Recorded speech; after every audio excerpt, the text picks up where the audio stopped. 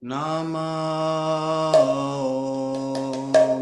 Vishnupadaya Krishna Prasthaya Bhutale Srimate Bhakti Vedanta Swami Iti Namine Namo Vishnupadaya Krishna Prasthaya Bhutale Srimate Bhakti Vedanta Swami Iti Namine Namaste Saraswate Deve Gaudavani Pracharine Nirvishesha Shunyavadi Paschatya Deshatarine Namaste Saraswate Deve Gaudavani Pracharine Nirvishesha Shunyavadi Paschatya Deshatarine Shri Krishna Chaitanya Prabhu Nityananda Shri Advaita Gadadhar Shri Vasadi Gaur Bhaktavrinda Shri Krishna Chaitanya Prabhu Nityananda Shri Advaita Gadadhar Shri Vasadi Gaur Bhaktavrinda Shri Krishna Chaitanya Prabhu Nityananda Advaita Gadadhar Shri Vasadi Gauda Bhaktavrinda Shri Krishna Chaitanya Prabhu Nityananda Shri Advaita Gadadhar Shri Vasadi Gaur Bhaktavrinda Shri Krishna Chaitanya Prabhu Nityananda Shri Advaita Gadadhar Shri Vasadi Gauda Bhaktavrinda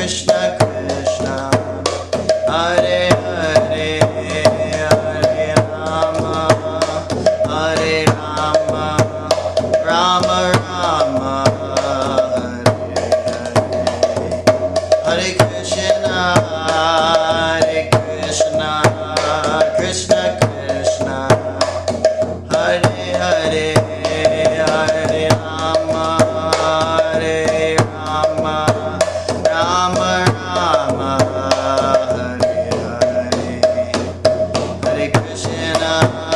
Hare Krishna Krishna Krishna Hare Hare Hare Rama Rama Rama Hare Hare Gauranitai Jai Gauranitai Jaya Gauranitai Jaya Gauranitai Gauranitai Gauranitai Jaya Jai Gauranitai Giri Govardhan Giri Govardhan Jaya Giri Govardhan Giri Govardhan Giri Govardhan Giri Govardhan Jaya Giri Govardhan Prabhupada Jaya Prabhupada Prabhupada Jaya Jaya Prabhupada Jaya Jaya Prabhupada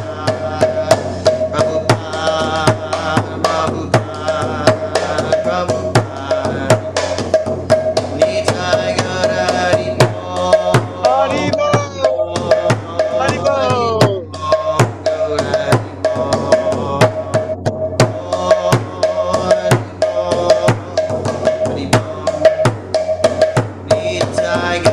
Haribo Haribo Jaya Gaur Haribo Haribo Haribo Nitai Gaura Haribo Yatra Srimad Bhagavatam ki Jai jai, Jai Srila Prabhupada ki jai, Jai Gaur Premanande. Hari Hari Haribo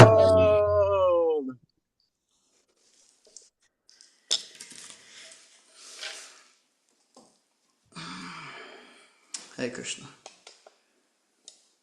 Welcome everyone online. Hi Bokology. Thanks for tuning in.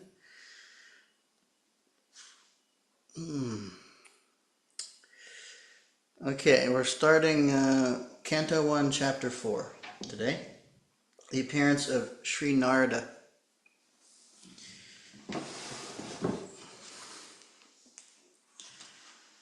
So please repeat if you'd like. Do an invocation and then dive in here. Om Namo Bhagavate Vasudevaya. Om Namo Bhagavate Vasudevaya. Om Namo Bhagavate Vasudevaya. Narayanam Namaskritya Narang Chaiva Narottamam Devim Saraswatim Vyasam Tato Jayamudirayat Shrinvatam Swakata Krishna Punya Shravana Kirtanaha Hridyantasto Yabhadrani Vidhunoti Suhrit Satam Nashtaprayash Prabhadreshu Nityam Bhagavata Sevaya Bhagavati Utamashloke Bhaktir Bhavati Naishtiki. Hare Krishna.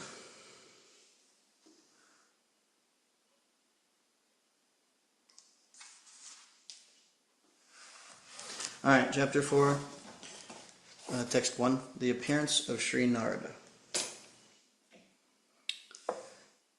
Vyasa uvacha iti bruvanam samstuya uninam dirga satrinam vridha kulapati sutam bhavricha shanaka bravit. On hearing Sutta Goswami speak thus, Shaunaka Muni, who was the elderly learned leader of all the rishis engaged in that prolonged sacrificial ceremony, congratulated Sutta Goswami by addressing him as follows. Purport.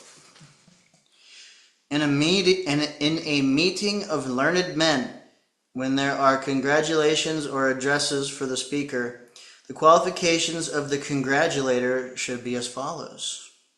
He must be the leader of the house and an elderly man. He must be vastly learned also. Sri Shaunaka Rishi had all these qualifications, and thus he stood up to congratulate Sri Suta Goswami when he expressed his desire to present Srimad Bhagavatam exactly as he heard it from Sukadeva Goswami, and also realized it personally.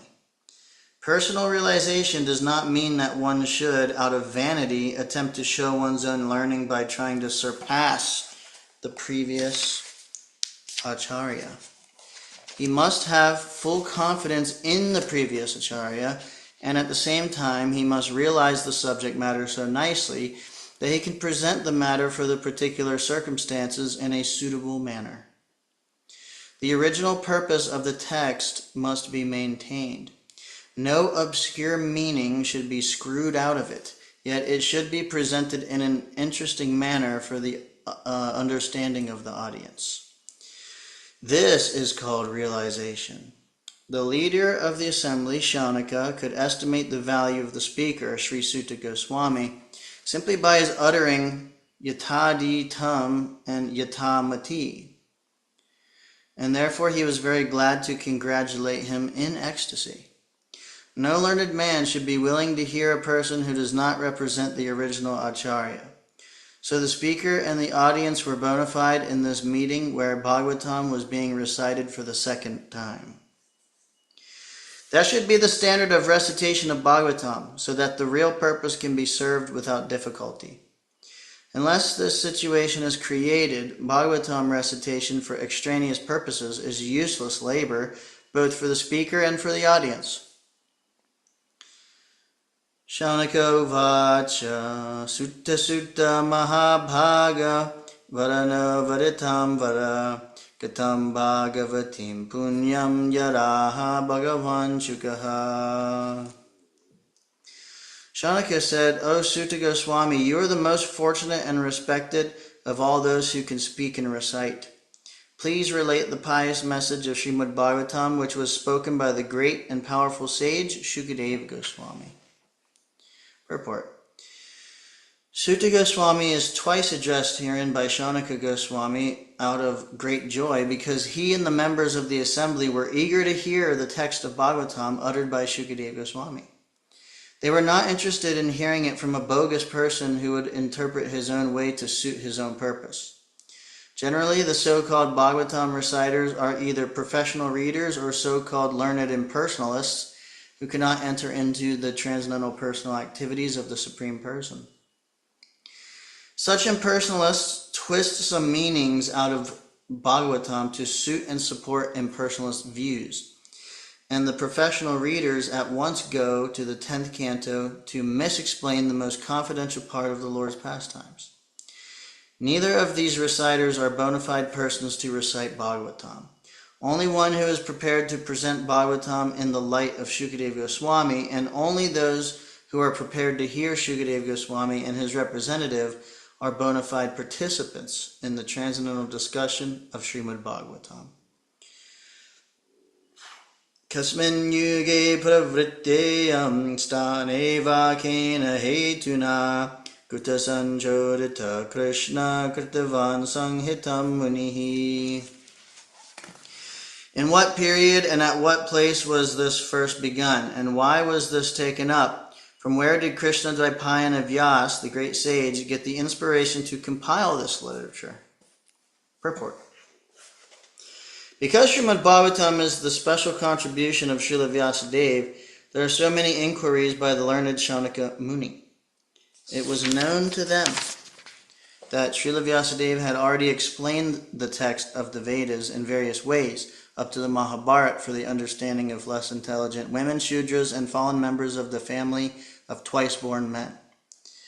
Srimad Bhagavatam is transcendental to all of them because it has nothing to do with anything mundane. So the inquiries are very intelligent and relevant. Tasya putro mahayogi samadranir vikalpakaha ekantamatir unidro gudho mudha iveyate. His, Vyasadev's, son was a great devotee, an equibalanced monist, whose mind was always concentrated in monism. He was transcendental to mundane activities, but being unexposed, he appeared like an ignorant person.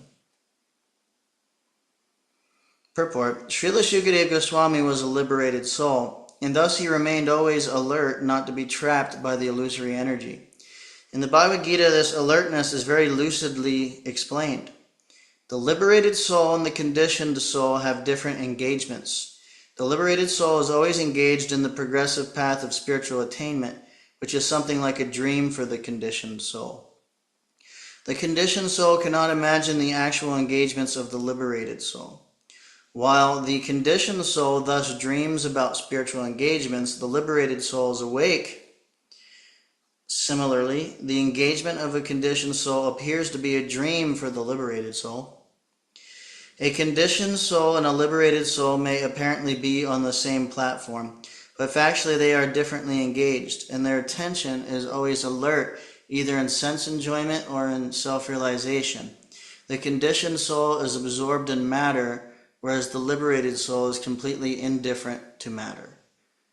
This indifference is explained as follows.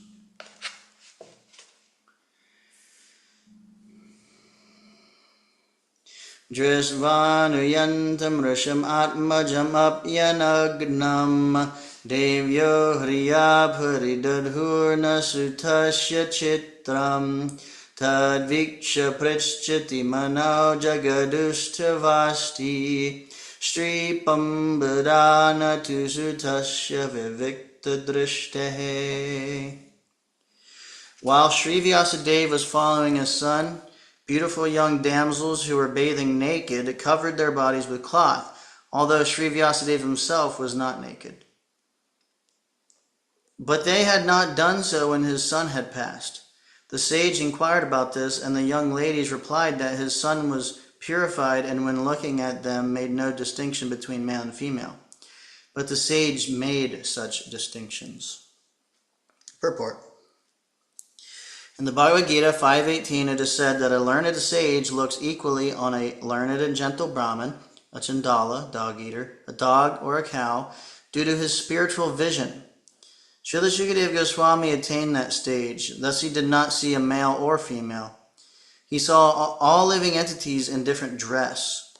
The ladies who were bathing could understand the mind of a man simply by studying his demeanor. Just as by looking at a child, one can understand how innocent he is. Shukadeva Goswami was a young boy, 16 years old, and therefore all the parts of his body were developed. He was naked also, and so were the ladies, but because Shukadeva Goswami was transcendental to sex relations, he appeared very innocent.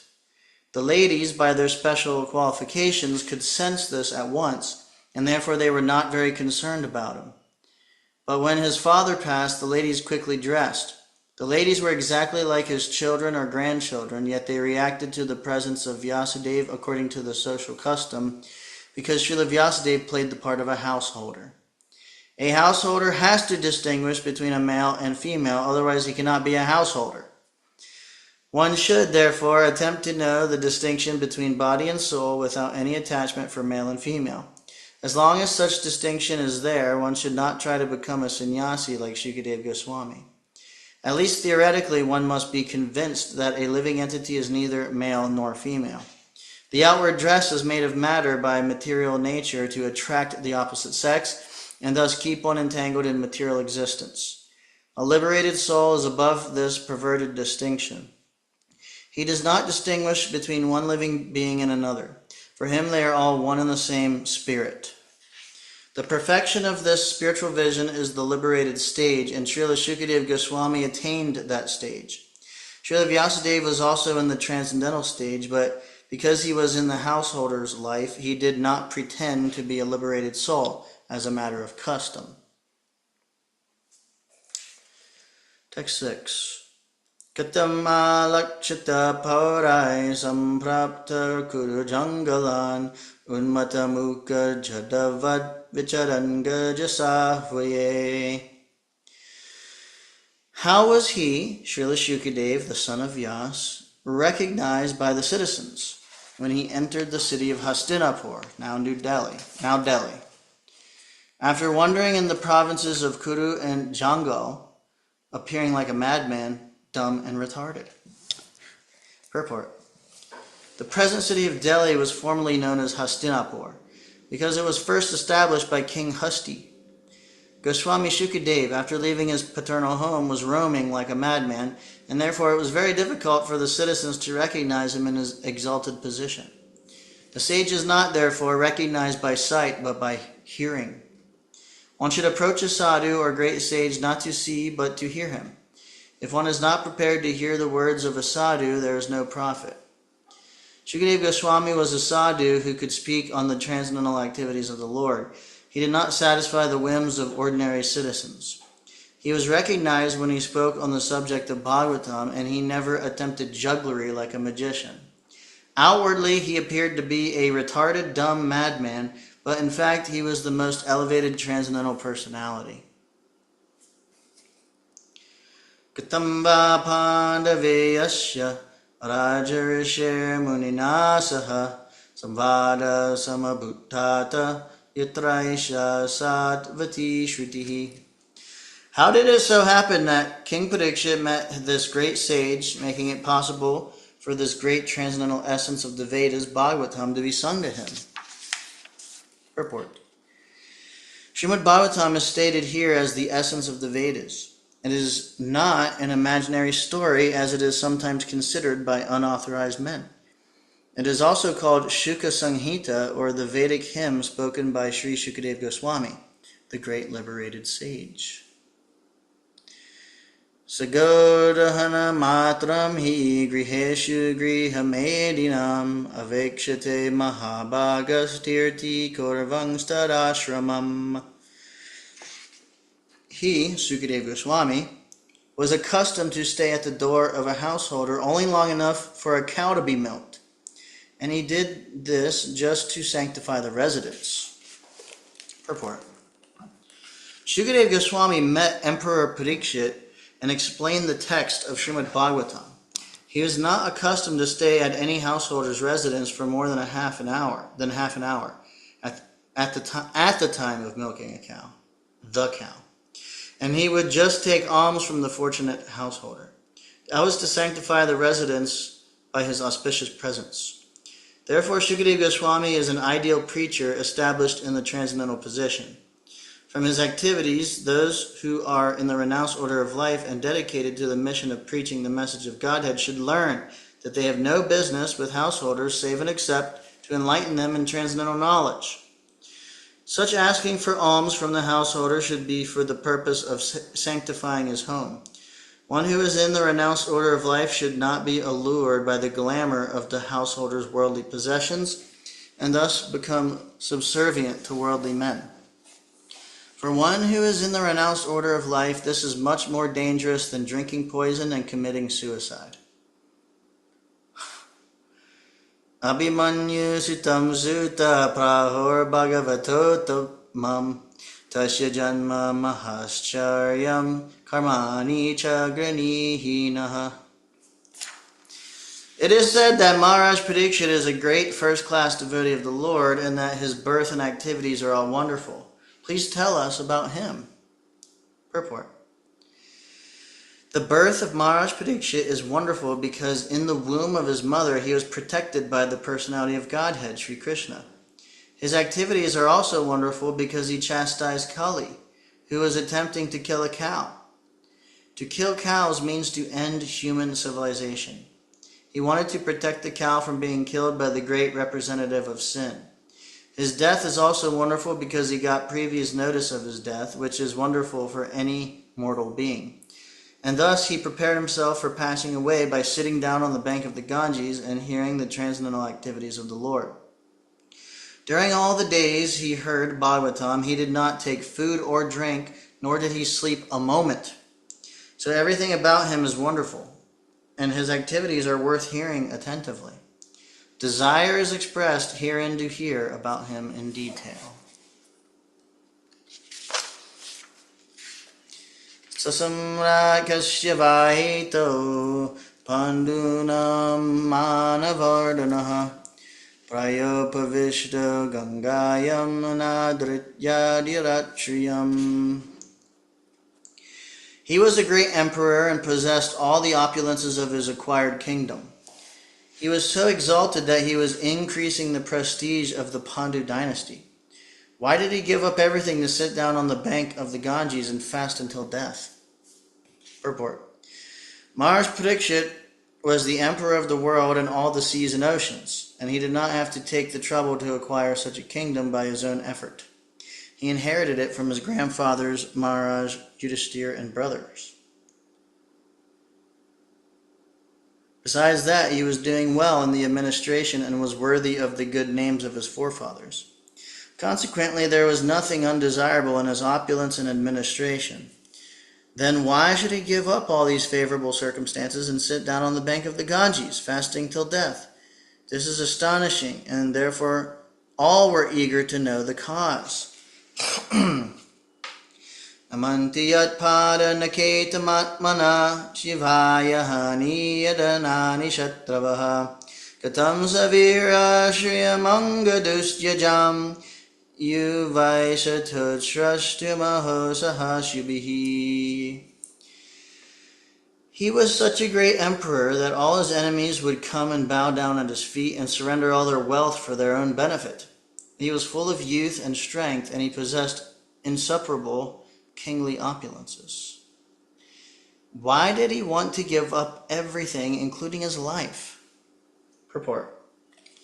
There was nothing undesirable in his life. He was quite a young man and could enjoy life with power and opulence. So there was no question of retiring from active life. There was no difficulty in collecting the state taxes because he was so powerful and chivalrous that even his enemies would come to him and bow down at his feet and surrender all wealth for their own benefit. Maharaj Parikshit was a pious king. He conquered his enemies, and therefore the kingdom was full of prosperity.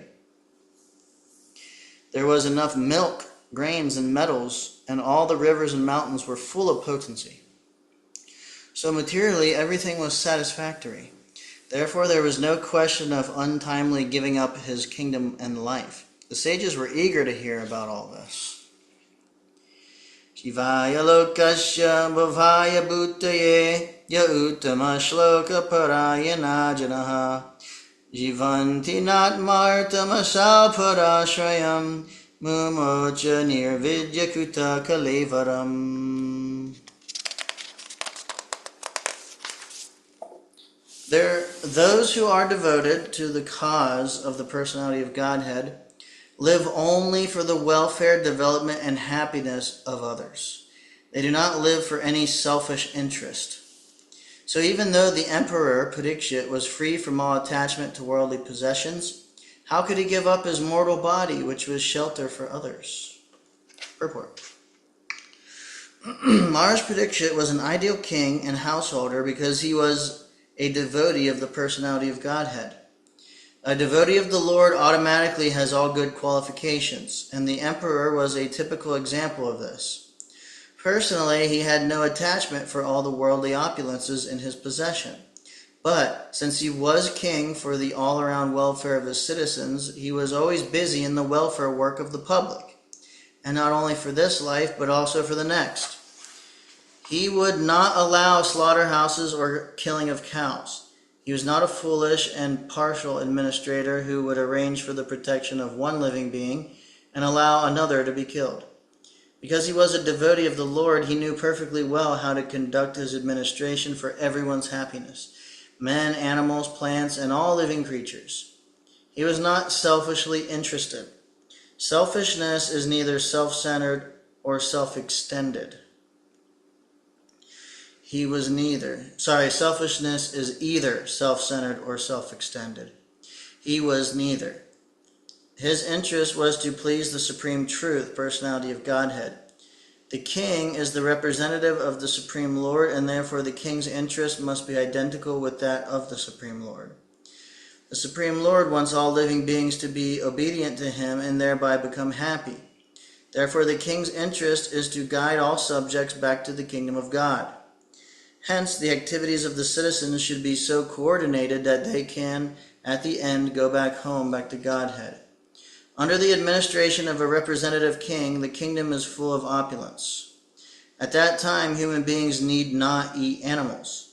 There are ample food grains, milk, fruit, and vegetables, so that the human beings, as well as the animals, can eat sumptuously and to their heart's content. If all living beings are satisfied with food and shelter and obey the prescribed rules, there cannot be any disturbance between one living being and another. Emperor Parikshit was a worthy king, and therefore all were happy during his reign. Text 13. Tat sarvam nasamachaksva prashtayariha kinchana manye tvam vishaye vacham snatam anyatra chandasat. We know that you are expert in the meaning of all subjects, except some portions of the Vedas, and thus you can clearly explain the answers to all the questions we have just put to you. Purport. The difference between the Vedas and the Puranas is like that between the Brahmanas and the Paribrajakas. The Brahmanas are meant to administer some fruitive sacrifices mentioned in the Vedas, but the Paribrajakacharyas, or learned preachers, are meant to disseminate transcendental knowledge to one and all. As such, the Paribrajakacharyas are not always expert in pronouncing the Vedic mantras, which are practiced systematically by accent and meter by the Brahmanas, who are meant for administering Vedic rites. Yet it should not be considered that the Brahmanas are more important than the itinerant preachers.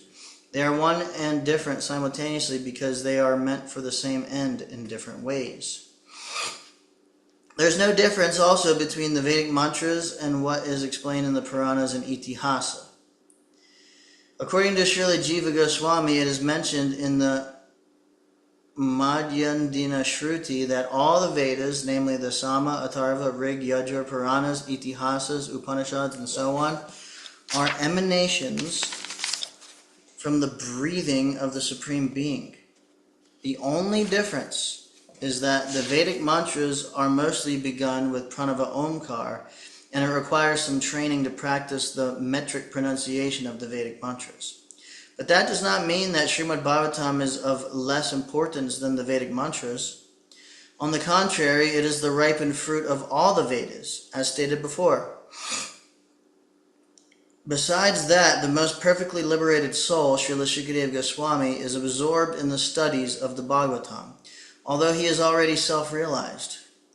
Srila Sutta Goswami is following his footsteps, and therefore his position is not the least less important, because he was not expert in chanting Vedic mantras with metric pronunciation, which depends more on practice than actual realization. Realization is more important than parrot-like chanting. All right, Krishna, it's an important point.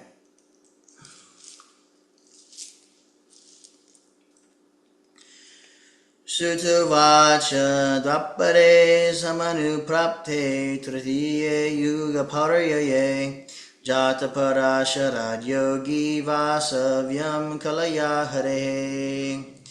Sutta Goswami said, when the second millennium overlapped the third, the great sage Vyasadeva was born to Parashar in the womb of Satyavati, the daughter of Vasu. Purport. There is a chronological order of the four millenniums, namely Satya, Dwapara, Treta, and Kali. But sometimes there's overlapping. During the regime of Vaivasvat Manu, there was an overlapping of the 28th round of the four millenniums, and the third millennium appeared prior to the second. In that particular millennium, Lord Sri Krishna also descends, and because of this, there was some particular alteration. The mother of the great sage was Satyavati, the daughter of the Vasu, fisherman. And the father was the great Parashar Muni. That is the history of Vyasadeva's birth. Every millennium is divided into 3 periods, and each period is called a Sandhya. Vyasadeva appeared in the 3rd Sandhya of that particular age. Sakadachit sarasvatya upasprashya jalam suchihi vivikta eka asina udate ravi mandale. Once upon a time, he, Vyasadeva, as the sun rose, took his morning ablution in the waters of the Saraswati and sat alone to concentrate. Purport: the river Saraswati is flowing in the Bhadrakashram area of the Himalayas. So the place indicated here is Shamyapras and Bhadrakashram, where Sri Vyasadeva is residing. Parabharagyasa rishi kalina vyakta ranghasa yugadharma vyatikaram praptam bhuvi yuge yuge. The great sage Vyasadeva saw anomalies in the duties of the millennium. This happens on the earth in different ages due to unseen forces in the course of time. Purport: the great sages like Vyasadeva are liberated souls, and therefore they can see clearly past and future. Thus he could see the future anomalies in the Kali age, and accordingly he made arrangement for the people in general so that they can execute a progressive life in this age, which is full of darkness. The people in general in this age of Kali are too much interested in matter, which is temporary. Because of ignorance, they are unable to evaluate the assets of life and be enlightened in spiritual knowledge. Any points at this time from anybody? Comments, questions, realizations, nectar, tidbits?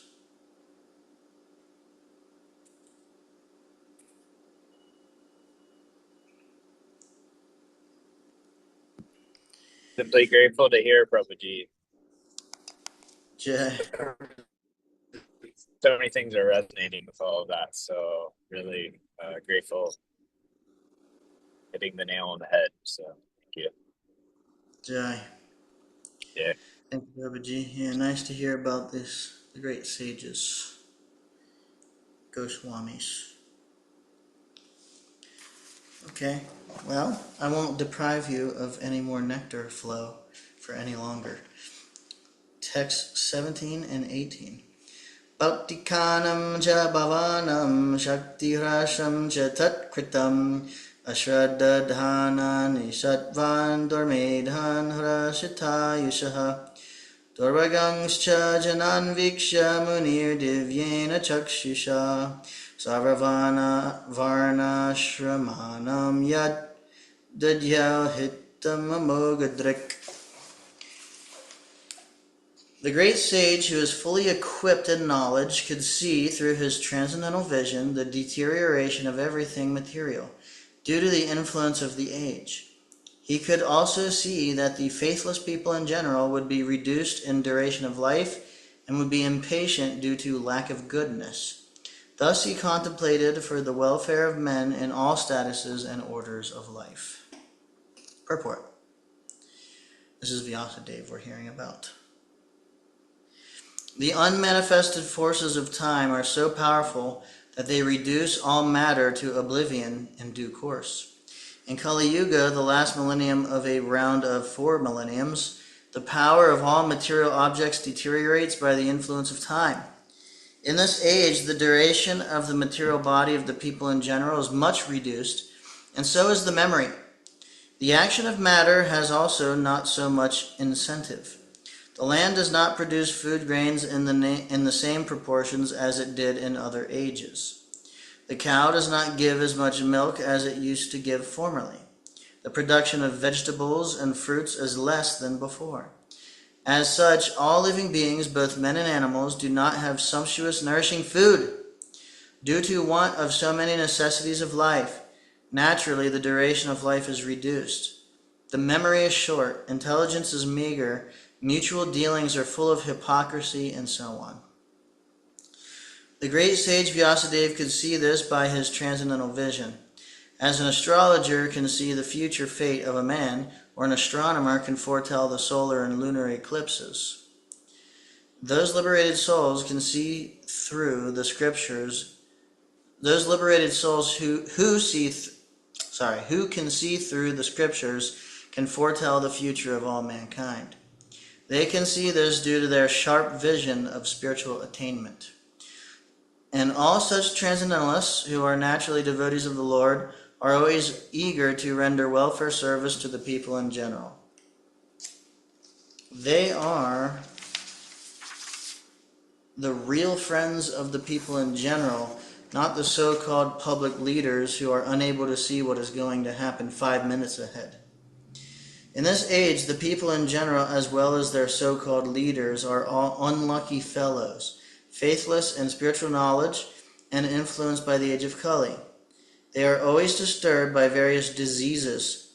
For example, in the present age, there are so many TB patients in TB hospitals. But formerly this was not so because the time was not so unfavorable. The unfortunate men of this age are always reluctant to give a reception to the transcendentalists, who are representatives of Srila Vyasadeva and selfless workers, always busy in planning something which may help everyone in all statuses and orders of life. The greatest philanthropists are those transcendentalists who represent the mission of Vyas, Narad, Madhva, Chaitanya, Rupa, Saraswati, and so on. They are all one and the same. The personalities may be different, but the aim of the mission is one and the same, namely to deliver the fallen souls back home, back to Godhead.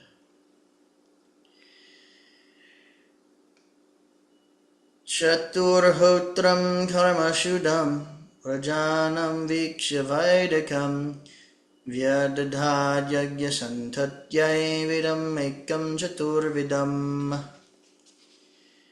He saw that the sacrifices mentioned in the Vedas were means by which the people's occupations could be purified. And to simplify the process, he divided the one Veda into 4, in order to expand them among men. Purport. Formerly, there was only the Veda of the name Yajur, and the 4 divisions of sacrifices were there specifically mentioned. But to make them more easily performable, the Veda was divided into 4 divisions of sacrifice just to purify the occupational service of the 4 orders. Above the 4 Vedas, namely Rig, Yajur, Sama, and Atharva, there are the Puranas, the Mahabharata, Samhitas, and so on, which are known as the 5th Veda. Sri Vyasadeva and his many disciples were all historical personalities, and they were very kind and sympathetic toward the fallen souls of this age of Kali. As such, the Puranas and Mahabharata were made from related historical facts which explain the teaching of the 4 Vedas. There is no point in doubting the authority of the Puranas and Mahabharata as parts and parcels of the Vedas. In the Chandogya Upanishad 7.1.4, the Puranas and Mahabharata, generally known as histories, are mentioned as the 5th Veda. According to Srila Jiva Goswami, that is the way of ascertaining the respective values of the revealed scriptures. Rigyaju samatarvakya vedas chatvara udrataha itihasa puranam cha panchamo veda uchyate. The 4 divisions of the original sources of knowledge, the Vedas, were made separately, but the historical facts and authentic stories mentioned in the Puranas are called the 5th Veda. Tatrad Veda Dirapaila Samago Jaimani Kavihi Vaishampayana Evaiko Nishnato Yajushamuta. After the Vedas were divided into 4 divisions, Paila Rishi became the professor of the Rig Veda, Jaimini the professor of the Sama Veda, and Vaishampayana alone became glorified by the Yajur Veda. Purport. The different Vedas were entrusted to different learned scholars for development in various ways. Atharvangira Sammasit Samantur Daruno Munihi Itihasa Purananam Pitamera Maharshanaha.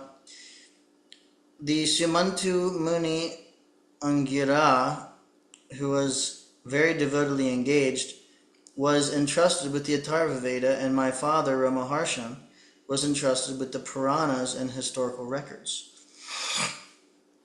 Purport. In the Shruti mantras also, it is stated that Angira Muni, who strictly followed the rigid principles of the Atharva Veda, was the leader of the followers of the Atharva Veda. Eitarishayo Vedam Swam Swam Vyasyan Anekadha Shishyai Prashishyai Tashishyai Vedashta Te Sakino Bhavan. All these learned scholars, in their turn, rendered their entrusted Vedas unto their many disciples, grand disciples, and great grand disciples, and thus the respective branches of the followers of the Vedas came into being. Purport. The original source of knowledge is the Vedas. There are no branches of knowledge, either mundane or transcendental, which do not belong to the original text of the Vedas. They have simply been developed into different branches. They were originally rendered by great, respectable, and learned professors. In other words, the Vedic knowledge, broken into different branches by different disciplic successions, has been distributed all over the world. No one, therefore, can claim independent knowledge beyond the Vedas.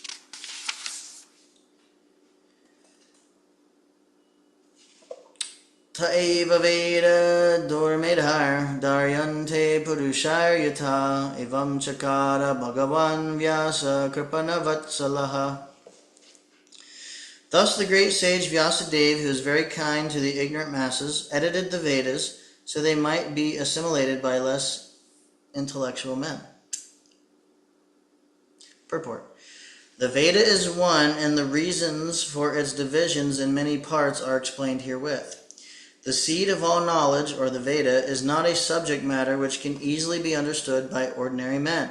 There is a stricture that no one should try to learn the Vedas who is not a qualified Brahmana.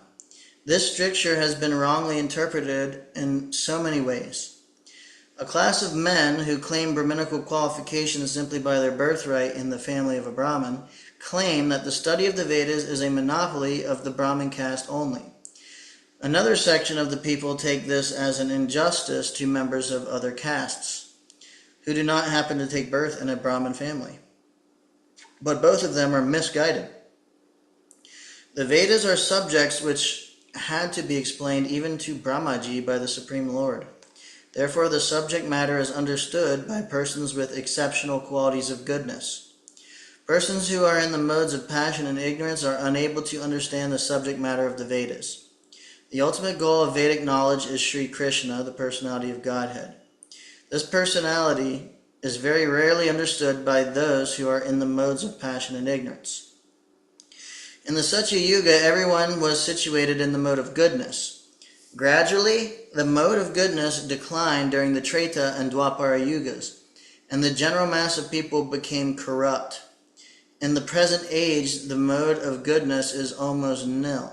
And so, for the general mass of people, the kind-hearted, powerful sage Srila Vyasadeva divided the Vedas in various ways so that they may be practically followed by less intelligent persons in the modes of passion and ignorance.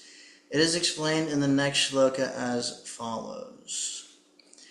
Srila Prabhupada ki jai. Yay. I'm going to end the reading section there, so I'll open it up for points and stuff now. Anybody wants to share or anything?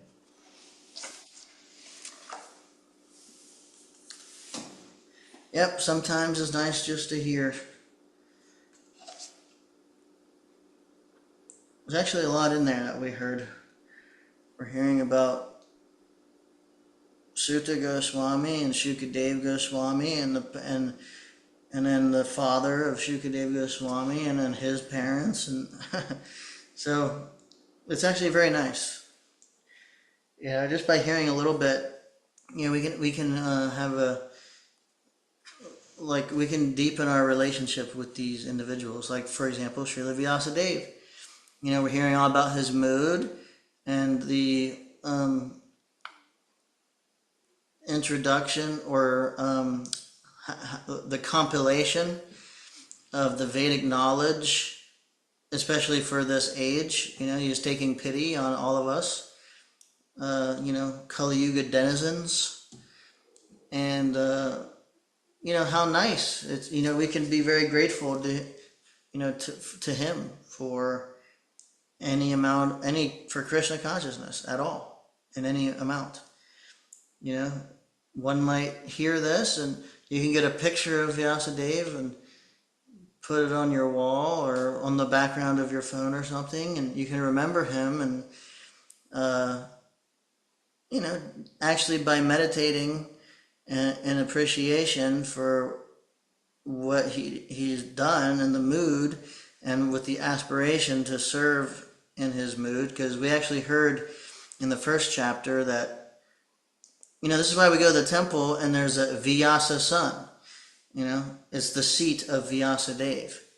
And that, to sit on the Vyasa sun, one has to be in the line of disciplic succession and be able to present the knowledge in the mood of Srila Vyasadeva. So, we can appreciate his mood and understand deeper and gain a deeper understanding and relationship by remembering this, meditating on, maybe offering a little gratitude, maybe every day a little bit or something. Just as simple as like having a picture. There's that really nice picture. I think it's in the inside of the cover of the blue Srimad Bhagavatam, Canto 1, the hardbound one. That's the first 8 chapters of Srimad Bhagavatam. I think if you just open the cover, then there's like a really nice a scene of Narada Muni and Srila Vyasadeva in the mountains and stuff. That's one of my favorite depictions of Srila Vyasadeva. You can find that depiction or any other one, and just like hang it up on your wall in your house or something. And when you come in the door, you see Srila Vyasadeva, and you can remember, his kindness and the kindness of other sages. And we can aspire to serve that mood by, cultivating that mood ourselves.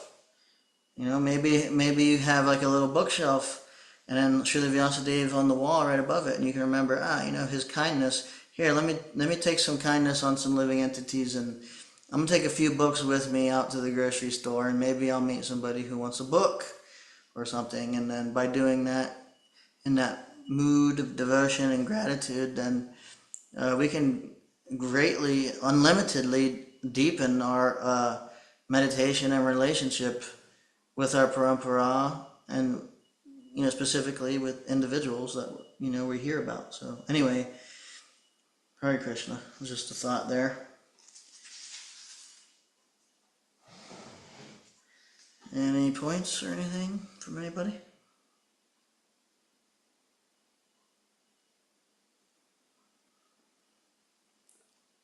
Hare Krishna. Yeah, we'll pick up tomorrow on text 25. Thank you, Hare. Oh, sorry. I'm going to go now. Thank you so much, Prabhu. Thank you. Thanks for tuning in. Hare Krishna. Hare Krishna. Yeah, we didn't even get to Narada Muni yet. All right. Well, Hare Krishna. Thank you, Prabhuji. Hare Krishna. Jai, thank you, Prabhuji's, for hearing. We'll be here tomorrow. Yeah. I appreciate it very much. Jai, thank you. All glories to Srila Prabhupada. Srila Prabhupada ki Jai. jai. Vanchakalpa tarubhyascha kripa sindhubhya evacha patitanam pavanebhyo Vaishnavebhyo Namo namaha. Namaha.